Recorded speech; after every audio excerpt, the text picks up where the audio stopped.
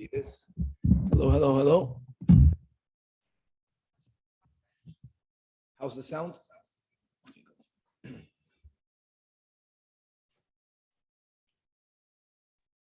Good morning. Good morning. 3 more daf to go. Baruch Hashem, amazing. Amazing. All right.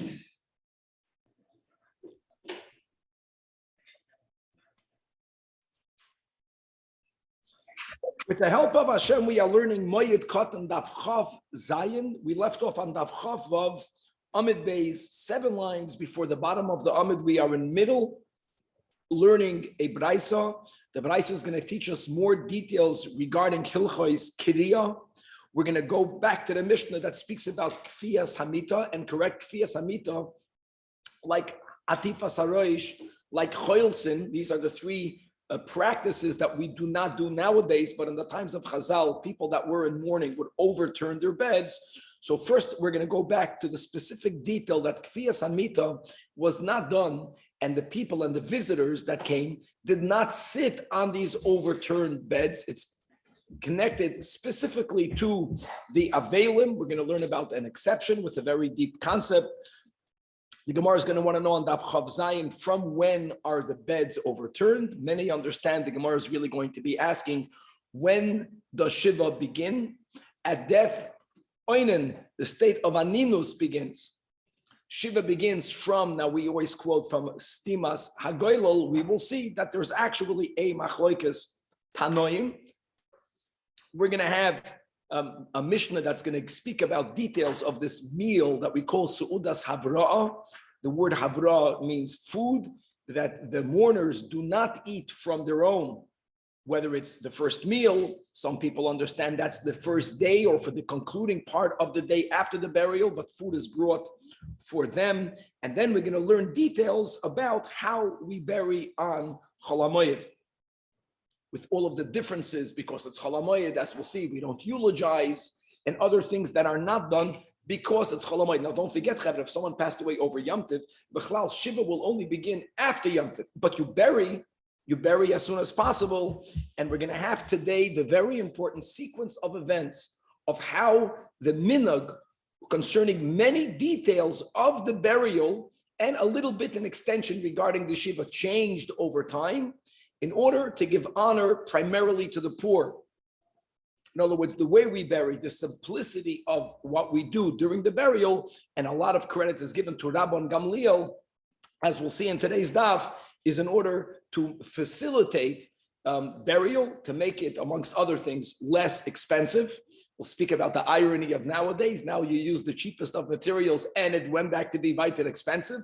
But there's an evolution, very interesting details, how there was a time that the concept of an open casket was a Jewish minhag, and how Chazal changed that, and many other details. Chavre, let's start on Daf Chavav Amid Beis again. We're in the middle of a Braisa, and we're going to start 7 lines from the bottom of the Amid. Some of these details were already quoted above.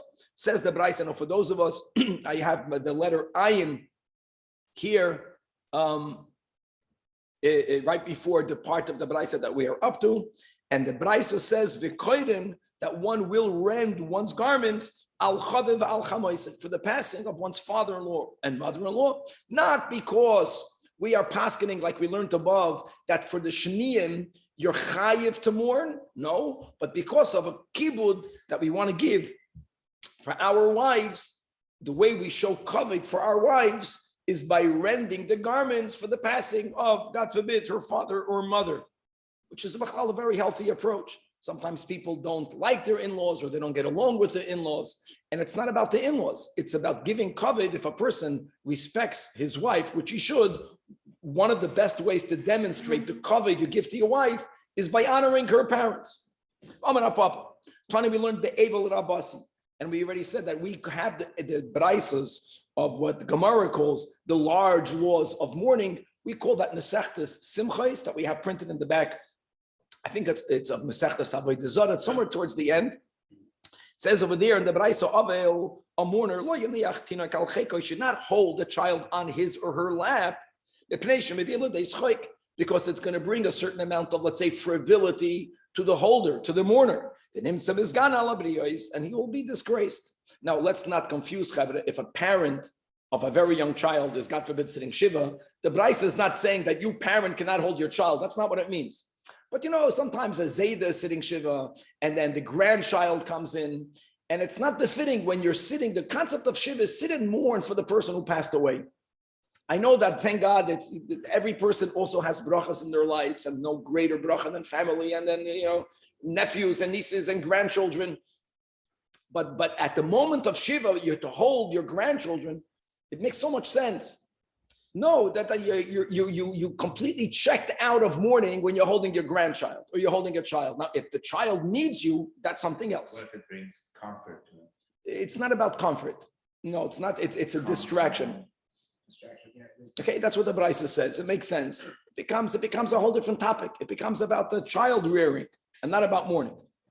And said now, end the Braisa. Now we're going back to the Mishnah. So the Mishnah said the ein mavrin alamita is a kufais, that people that would come and participate in the Sudas Havra'ah, which is not our minhag today. Today, the Sudas Havra'ah is eaten only by the Avelim. Then everyone came to join. So the Mishnah need to say, Gesundheit hate, you can join, but make sure that you sit on an upright bed. Only the mourners sit on the overturned beds. So Tana Rabbanan, we learned in a Braisa, a person who's visiting the house of a mourner. So here we have an exception. That if the visitor and the mourner are real chavedim, Rashi says, gasboy in this context is not the gasboy as you have it sometimes between a husband and a wife. Here they're very close. Yavru al mitos kafuyos. Then the visitor can sit down on the overturned bed. The imla, but if they're not gasboy, if they don't have that level of friendship, yavru al mitos kafuyos, then the visitor should sit on an upright bed. Says the Gemara story that Rava Isra Bei Milsa. We already had this expression many times. Isra means bad, which means something not good happened to Rava, which means Rava lost a relative. Therefore, he was sitting and he was now eating the Sudas Havra'ah. And Olagabe Abba Bar Marta, which is also known as Abba Bar Manyume. Rava, in reverence of Abba who came to visit him, Zikif, he turned the bed back in the right position. So Abba should be able to sit down. Notes Rava was Mishamesh Abba, but making sure that Abba sits on a normal bed. Abba Bar Marta, who felt he's very close to Rava, Kafe turned the bed over. Because we just learned that even though it says in the Mishnah, the people that are visiting should not sit on this overturned bed, but if you're Gazboy, if you're a good Chaved, then sit on the low stool. And Amar, so Rava said, Kama, the last line, Kama, Leis Beidata Lahait Surba Midrabanan. How lacking of sense, how lacking of understanding is this young Talmudic scholar referring to Abba, because this is so important psychologically. There's no doubt that in moments of great joy, and God forbid, if there is a tragedy, in moments of great tragedies, when people participate with the others, the friendship gets stronger. But for this din, we don't want for the person who's visiting the Avel to say, you see, now I'm buddy. So let me already sit on the overturned bed. No. If you were a friend prior to the morning, then you sit on the low stool. So say, don't use, so to say, this friendship, which is being born out of tragedy, to justify you sitting on such a lowly stool. Okay.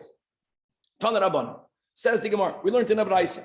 We're going to focus a little bit on the halacha that a mourner may not do malacha, completely not related to the definition of malacha b'negei Shabbos Yom Tov Chol HaMoed, but it has more to do with physical labor and commerce. That at least if there isn't a David ha'aved, right, we refrain from doing work. Now this person is traveling, and while they're traveling, in between the lines, they found out that one of their 7 close relatives passed away, which means they're now in mourning. Daf Chav Zayin. So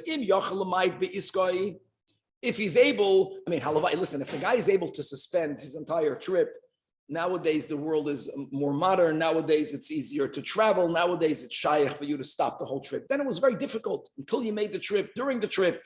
So if you can suspend, if you can diminish, then you should do it. You should make an effort to express your mourning also in this halacha that it's also b'malacha, at least theoretically. But v'im lav, if now you are already in the middle of the trip, says the Braisa, Yigal Gelimohem teaches Rashi that if you are working with other people, then you can continue doing everything that you're doing. In other words, if you're not with other people, Rashi infers, if you're not with a chabura, then you may not do it. You can't say, I'm already in the middle of my trip. But we're trying to find out that if you are with other people, so it's not only you doing their work, that will be one way to be mekel.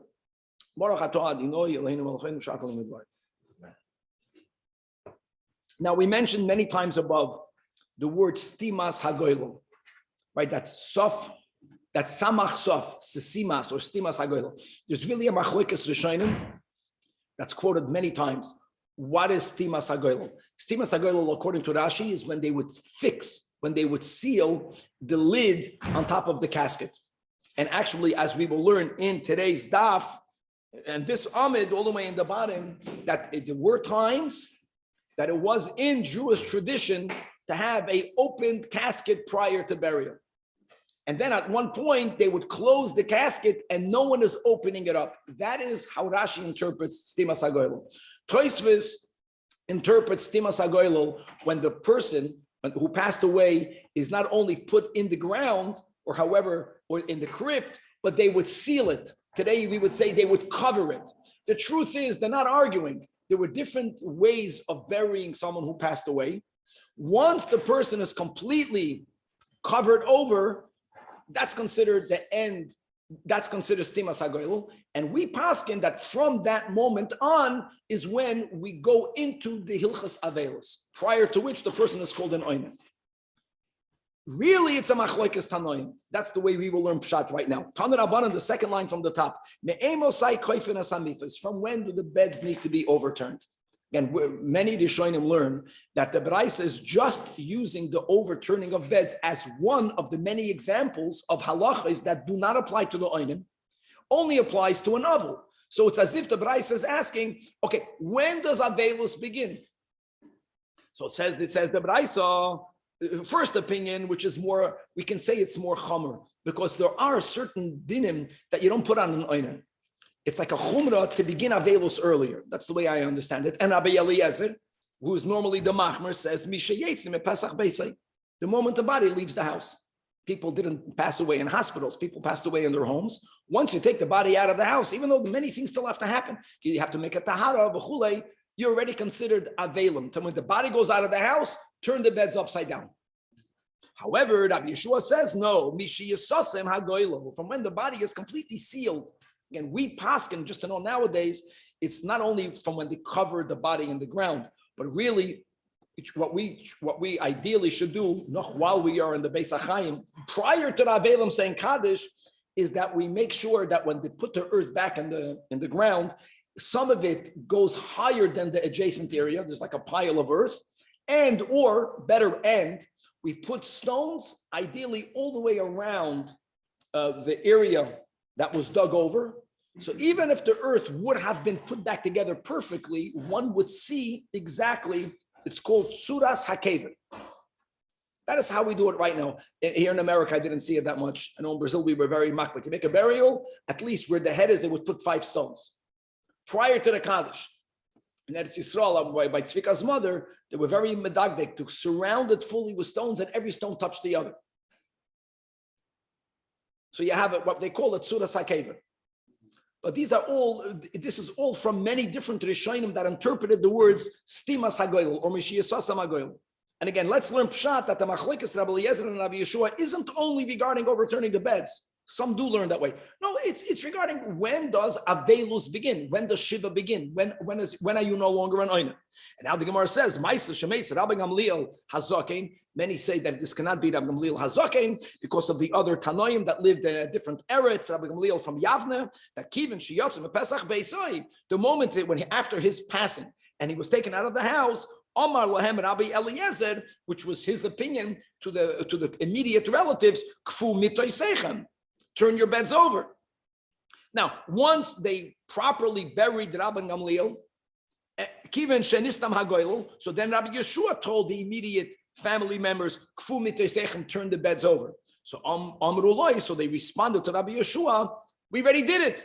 Kfar kofinu al pi zaken. Zaken means Rabbi Eliezer. No, there's a machlokes that actually. This is so interesting because until today, by a burial, you have different rabbis saying different things. Don't think it's a new thing. Do this now, do this then, do this later, do like this, do like that. You have this already in the times of the Tanoim. There are different nuances, and every Tana was advocating his opinion. Tana Rabbanim, we learned in a Braisa. Another very important thing. We don't mourn Bifaresya on Shabbos. So whoever sadly already sat Shiva. So exactly from when Erev Shabbos can the Avelim say, okay, now we're getting into Shabbos mode? From when? Says the Braisa. Min mincha olamayla. Machloikes rishonim. What's mincha? Mincha gedoyla. We paskin that it's mincha katana. Mincha katana. Let's say around 2.5 hours, guys, before Shabbos. That's what we're gonna do. Okay, that's when the Avelim. Now, some people, remember Rabbi Reichik telling me that min mincha olamayla is if you need to. If you don't need to, it's not. Don't feel that it's Erev Shabbos, like after Chatzos, I'm good. The time that you need before Shabbos to get ready.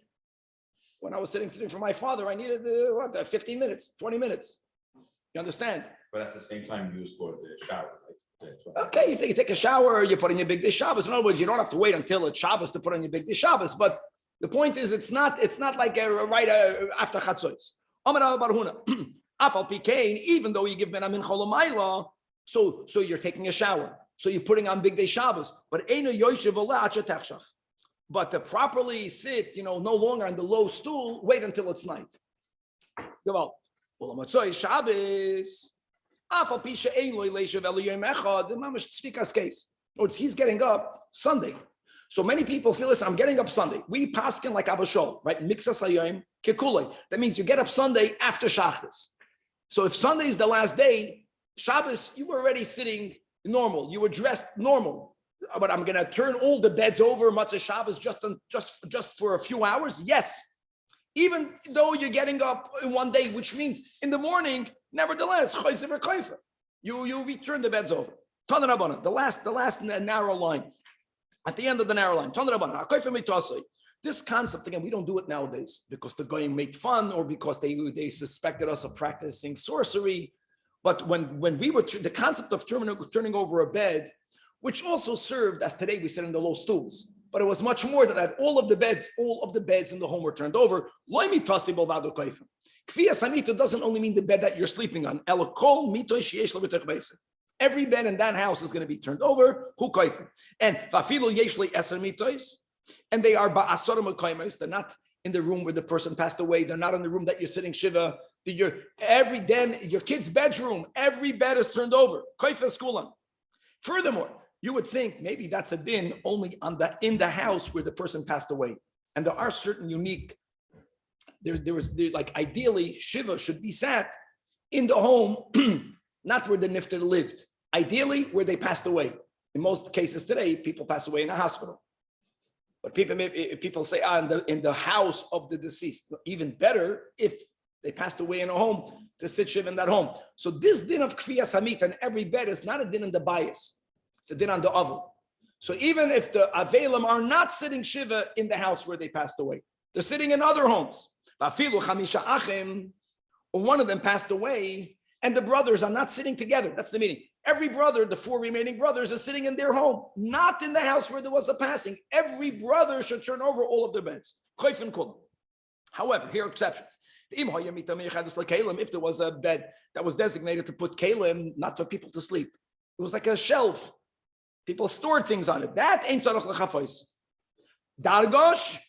What's the dargosh? That will be the next couple of lines. It's an unusual type of bed, as we'll see soon. That is also the exception, but it's a partially exception. You don't have to flip it. You don't have to turn it completely over. Elo zoikvei. Zoikvei means if this is a bed, so you can turn it like this. So instead of having the legs facing the ceiling, which is what you would normally want, so they're facing the wall. That's enough. Rashbag, Rav Shimon Gamliel says, Dargosh. No, you don't.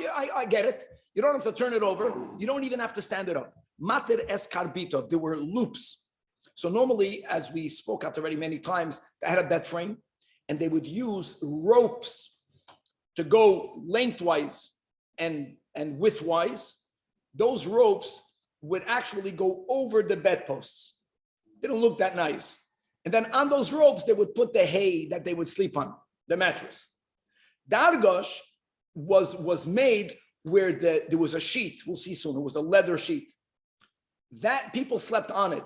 And the way they connected that sheet to the bedposts was it fit inside the posts. And there were little holes inside the walls of the posts through which they would put a rope.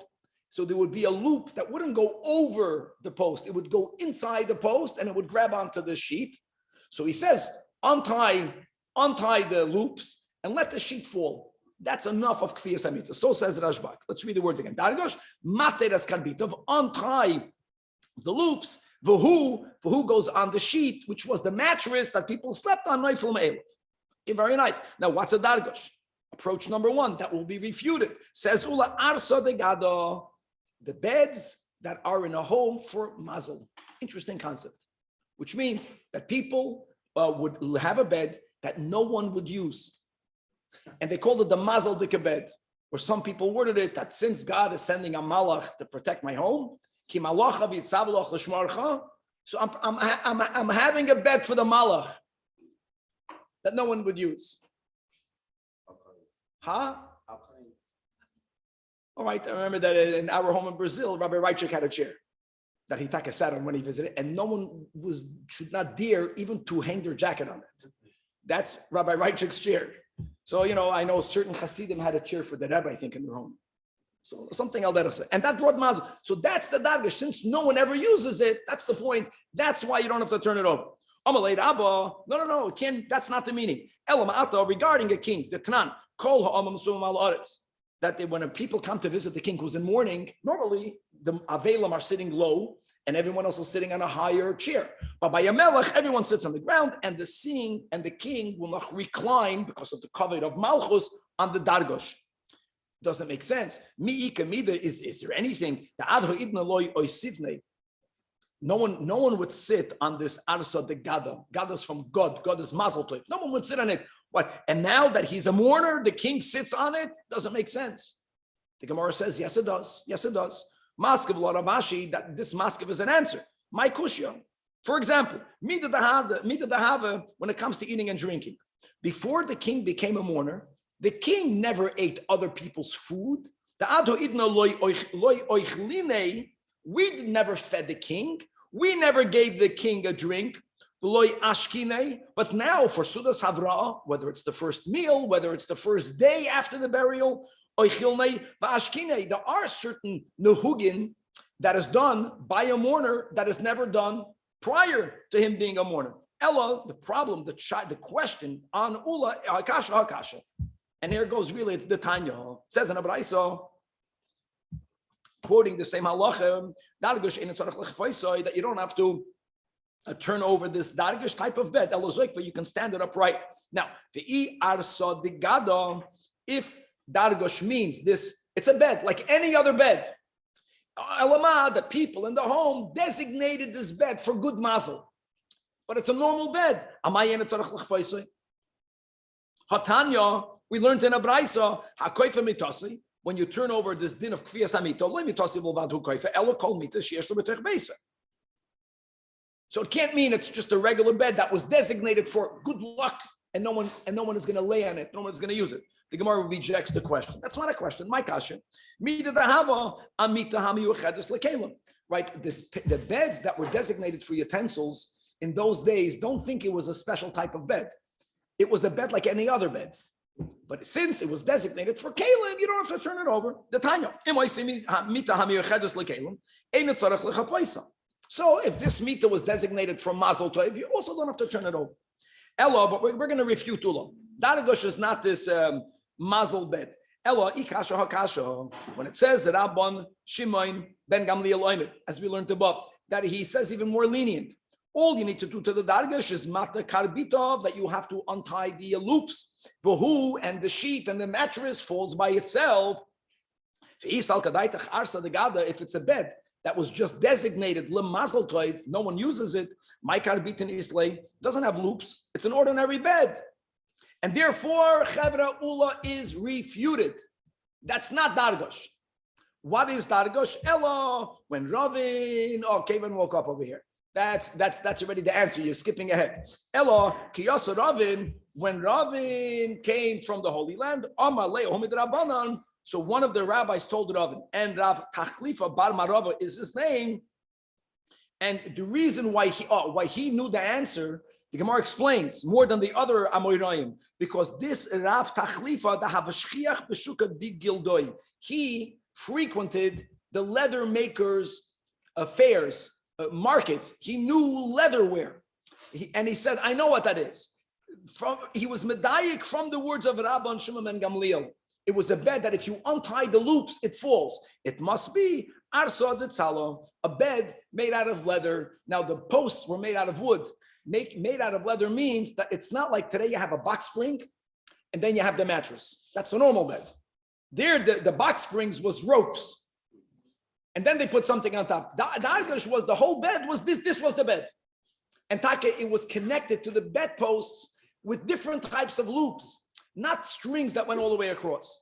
And indeed, itmanami amar Rab Yirmiyah dargesh seiru goy mitoichai. Its loops or its ties or its knots or its bindings goes inside the height of the bedpost. If you see a picture, you'll see that. Mita, the normal bed, the way they would make beds is that they wouldn't have holes inside the bedposts. Seirugai al gabay. Yeah, you needed ropes. The ropes went all the way in the width, all the way in the length, and when they came to the post, it went over it. It went around it. Okay, so that's the darvish. Amar Rabbi Yaakov Baracha, Amar Rabbi Shua ben Levi. The halacha is like Rabbi Shimon ben Gamliel, which is a kula. In other words, we're just making things easier. Yeah, if you can't release the mattress, then ein beredi, you got to turn the beds upside down. But if you can release and have them, the inner part of the bed drop, collapse, that's kfiyas hamit. Says the Gemara. Amar Rabbi Yaakov Bar Acha Amar Rabasi. Mita a bed. It's giving a pashta case. We had this so much in Masechta Sukkah. Many people had beds that had canopies on top of them. Now, we learned sometimes there were 4 posts that went up. If you have 4 posts going up, you can turn the beds upside down. I know it's going to be even sugar, but at least it's gonna stand upside down. What about the beds that had like this teepee?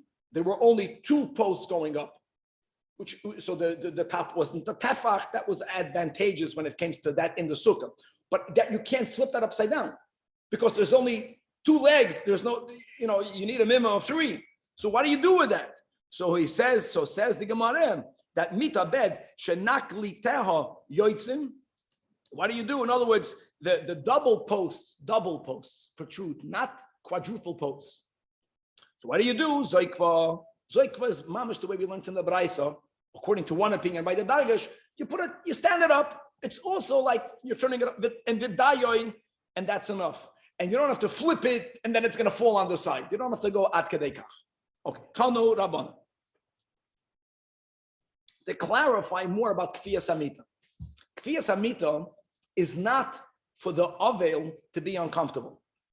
If that would have been the case, I can say right now, it would only be his bed. But we began today learning it's every bed in the house.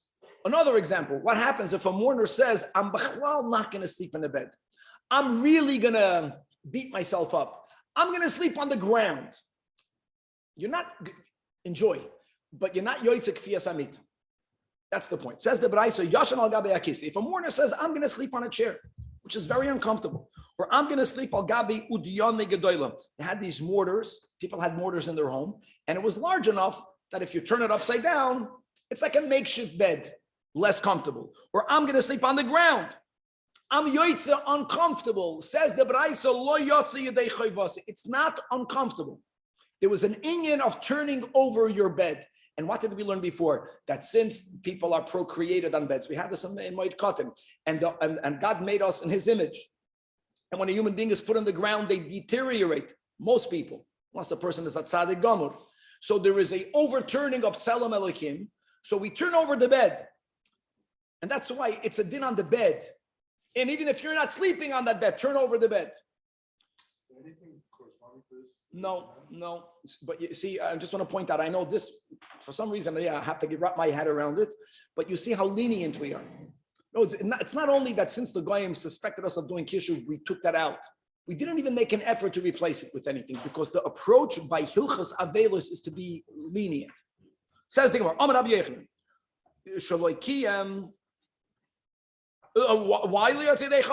why not? Explains Rabbi Yechon, like we just said. It's not about discomfort, it's about the halacha of turning your bed over. We learned in the Braisa regarding the upkeep of the base ovel, that you are allowed to be machabdin. You can sweep.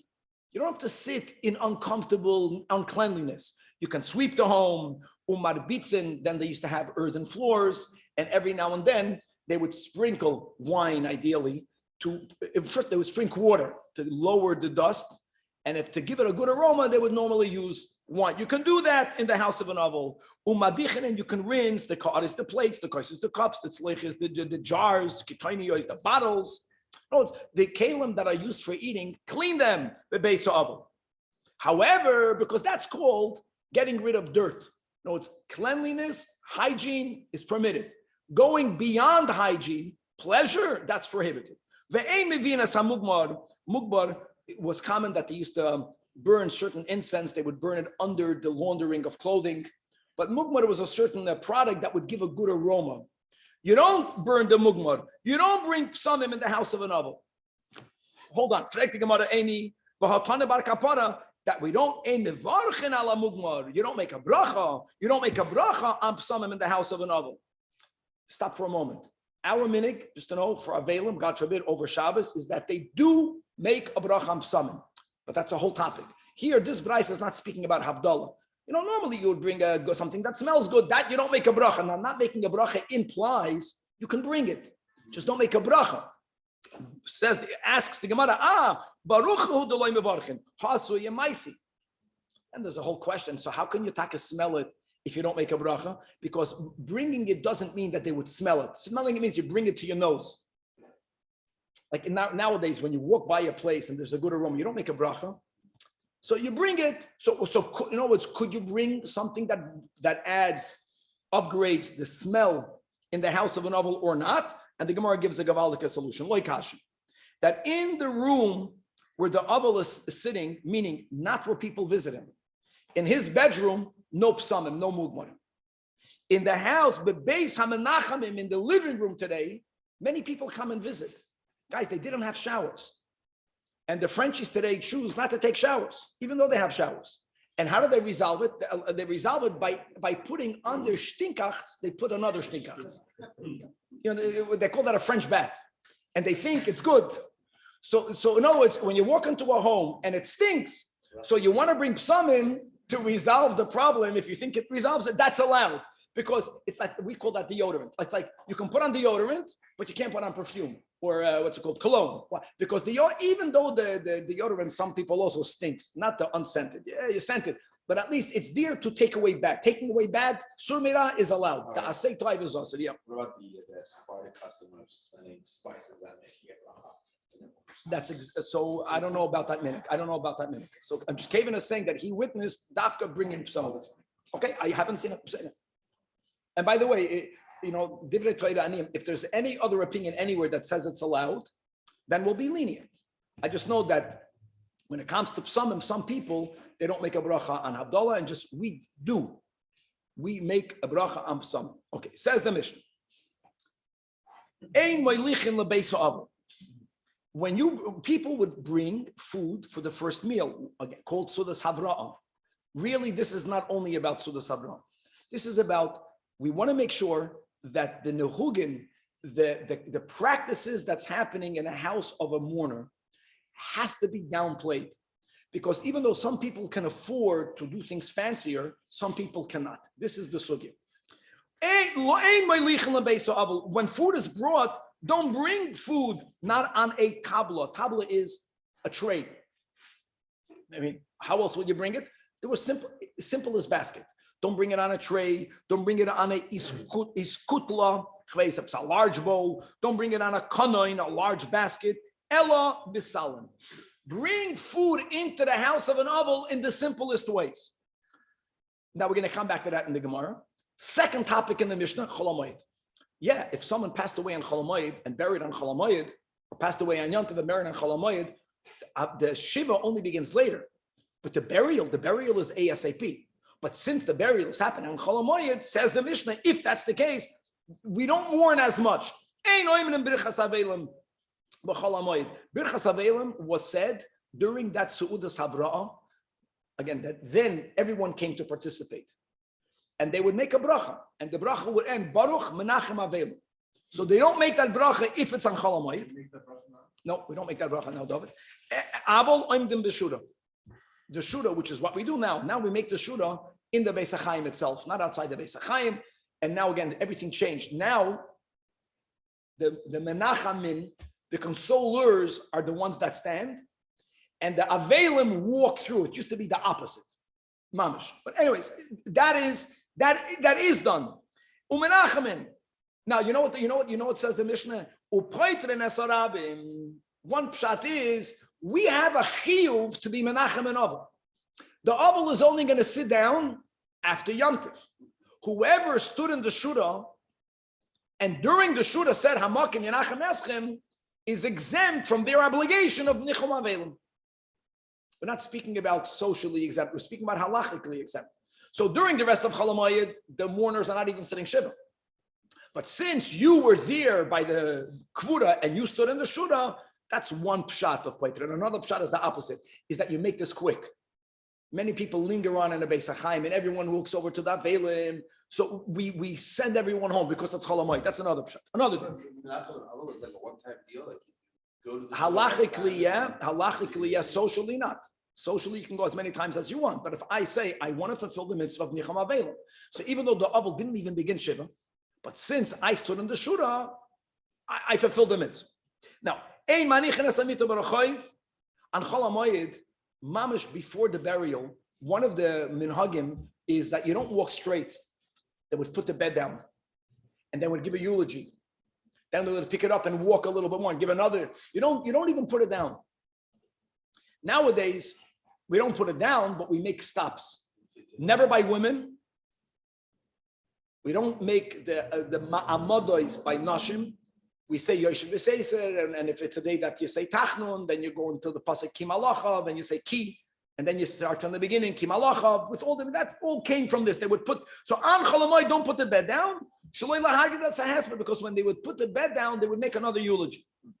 And now finally says the Mishnah, a woman who's being buried should never be put down because of her dignity. And we will see Chevra next daf, which is really on top of Chav Ches, like every time. It's like Chumash Rashi, Mishnah, and the Gemara.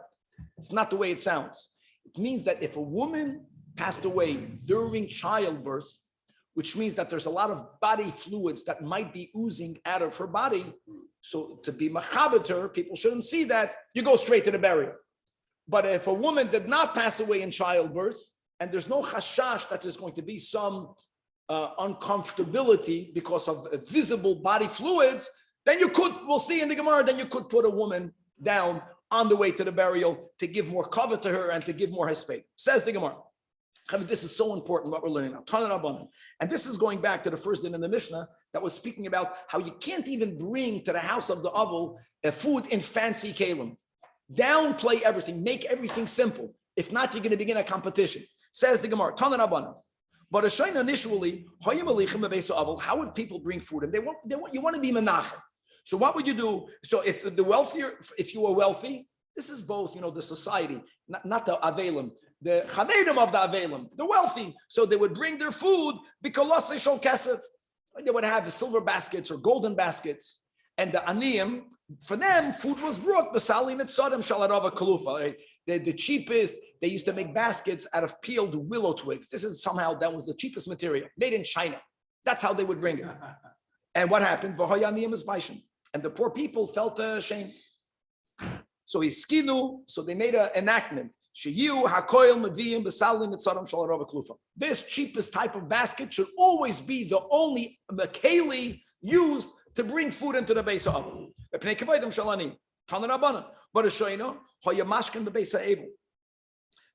They would serve drinks. Now, how would they serve drinks? Everything was a big thing. So for Ashirim, they served drinks to the people that came there. Zchuchis levana. Zchuchis levana either means transparent glass, which was then very expensive, or it means white glass, certain type of glass that was like very chashuv. And the aniyim, they had the cheaper glass that was called the colored glass. Zchuchis tzavua. Today, colored glass, is expensive. What do they call that? They put it to some shuls. There's a name for that. But, stained glass. Yeah. 3 lines from the bottom. So Iskino, they made an enactment. I don't care how wealthy you are. You're going to serve drinks in colored glass.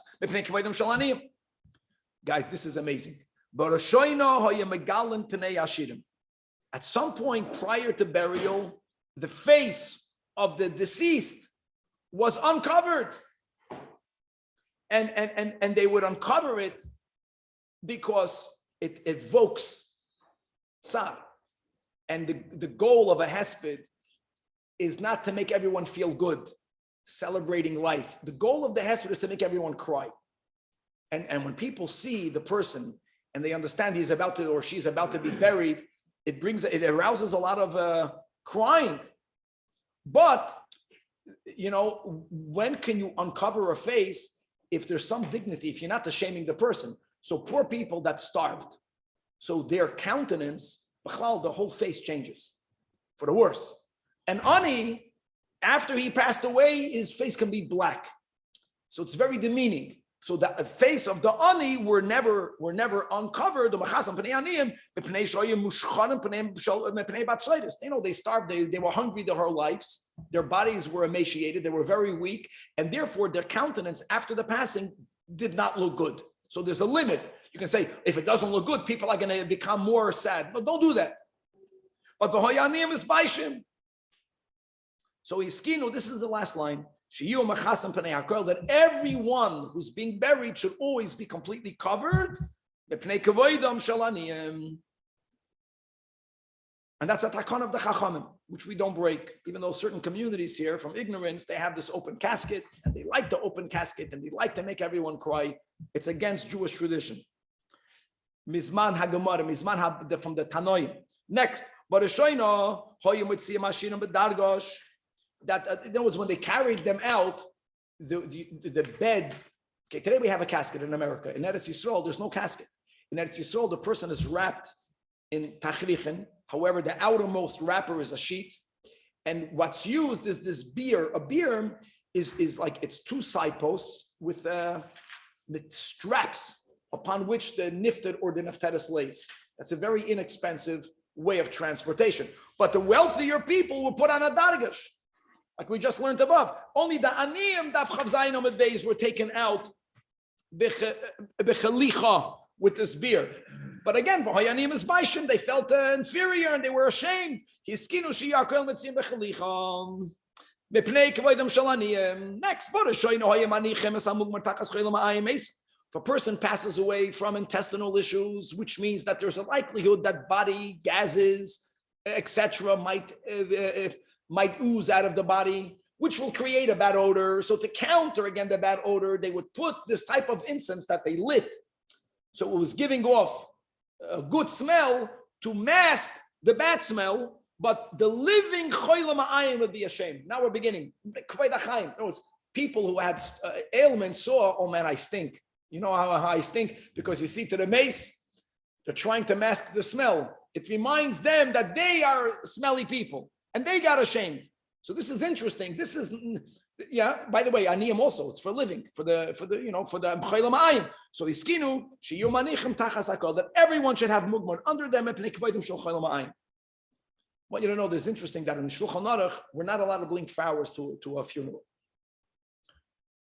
That is because the goyim would bring flowers. Why would the goyim bring flowers? Because they did not insist on making a burial ASAP. And they didn't have refrigeration. So if you delay a burial a few days, oh my God, it smells very bad. It's terrible. So they would mask it by bringing flowers. So this is not here in our Gemara. So we are not allowed to bring flowers. In other words, it's tragic that people here, they have their traditions from their countries of origin that are Goyish traditions, pagan traditions, Muslim traditions, and they convince themselves. But if it's just to mask the smell, so what's the problem? So I'm pointing out the interesting. Gemara says we did that. So a choyle ma'ayim, even if you bury on the day of the passing, a choyle ma'ayim stinks when they are alive. You understand? It's not about death. So the mugmar, that's the counter. The smell of a choyle ma'ayim is allowed to be put. But anything that's being brought, that's coming to mask the smell because of the delay of the burial, dafka don't bring. To motivate people to bury earlier. Good. But when people are alive, so if a woman is a nida, everything that she had halachic contact with, her kalim, her clothing, her bed, she was matame. And nachtumas mishkav u'moishav. So after they would bury her, they would right away toivel all of the kalim. But the living nidais would be ashamed. So what did they do? Every woman that passes away, we don't know whether she's a nida or not. So toivel the kalim. Similarly by Zavin, for those of us who are learning Perek Echad L'Rambam, that's exactly, we're learning this now in the beginning of Adar Risha in Tavshin Pei Beis, about the dinam of a zav. That's mamash our halachas. That if a person is a zav, again, a zav is matamed like a nida. So a zav, they would toivel all of the kalim that he would that had halachic contact. And v'hoyu zav and chayim is baishin. And by the way, tefillah for a zav is noch more chamer than a nida. By a nida, she goes into a regular mikvah. A zav has to go into mayim chayim. And people felt uncomfortable. So iskinu shiyamat bilim, guys, the first white line, al gabi hakol. Everyone, there's a passing. All of the things that had contact while they were alive has to go to the mikvah mepnei kavoidam shel zavin chayim. Now, chevra, the kalim that are used for burial, those kalim were never taken to the mikvah because they were continuously used for the next burial. They were coming to mace.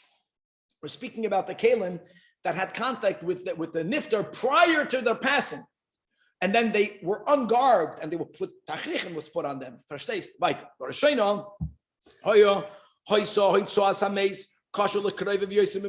Let's go to expense now. It used to be that burial was so expensive because society demanded that you buy, to be mechaber the mace, more expensive clothing, greater casket.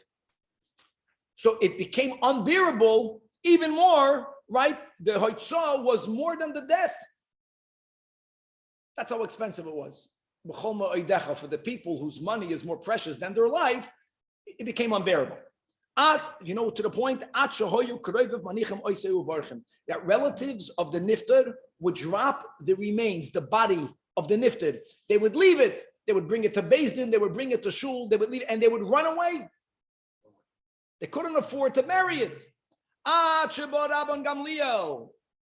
And he said before he passed away, I want for you to bury me in the cheapest shrouds. I'm the head of the Sanhedrin, Dafke. V'yotza, and he was taken out b'chlei pishtan in linen garments. And v'nohagu ha'amachrav lotzais b'chlei pishtan. And not only that, Amar Rav Papa v'ha'idna, now we found garments that are cheaper than klei pishtan. You have coarse canvas, very, very inexpensive garments. They're only worth the zuz. Bury people in that. Now, what did we figure out? We're chachamim. We figured out to have the cheapest casket, which we have, to have the cheapest shrouds, but the prices became just as expensive as the expensive one. That's the chachma that we did. A burial spot today cost mishugana amounts of money, but that took time. But for many years, Rabban Gamliel resolved that. And it's like a tragic. There has to be ways to bring the burial expense down if possible. Many communities, many shuls, they buy in a Beis HaChaim. I think the biggest expense today is the plot. That's really the biggest expense. So if a shul buys a plot, then people in the community that cannot afford, I know here in Los Angeles, so Chabad owns a Beis HaChaim, and relative to the other cemeteries, they're very inexpensive, which is a bracha. It's in the realm of possible. I know that here they can do the whole burial with the tahara, with everything for $4,000. That's mamish their expense. Versus $50,000. I mean, people should not know. It's mamish very expensive. People that are alive, many times they should make all of their arrangements for themselves. Many communities had a minig that if someone is sick for 3 days or more, I think that Amar writes it. Someone was sick for 3 days or more, any person already over a certain age. We're going to learn, God willing, in the next daf, what are the ages of, then they would go and they would tell him, the community, this is not about you. We tell everyone, once a person was sick for 3 days, by plat and by the tachrichin, and it's such a bracha when a person makes their own arrangements, they take away a lot of financial burden from their children. So if it's a wealthy family and they are bequeathing a lot of money, it's just fine. But for the average person, it's a great thing, Taka, to pay for your plat, to pay for your tachrichin. My mother, for years, forever, she'll have her tachrichin. She has a sheet that the Rebbe used when he went to the mikvah. So she already told us for years. She knows when she's getting buried. She wants this. She wants that.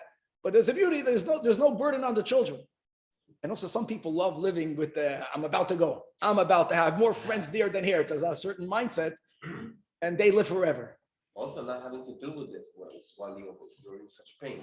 I would say to just a counter ticket. On one hand, it takes away a lot of work from the mourners. On the other hand, I witnessed that when people are busy with the preparations of the burial, it's not a distraction. It's a healthy direction because you feel like I'm doing something for the deceased. I'm not just sitting like a goylem. And some people get very busy. Even when things were made ready, you still have to do this and do that. And I don't know, I found there's a bracha, there's a certain, the person is busy, I know by my father, and you felt I'm doing something for my father. I'm being mechabed him. And the truth is that's the real final act of kibbud avim. I'm not minimizing the kaddish, but when you make preparations for someone else's burial, your mom is helping them. That's the chesed shalemus. That's a good question.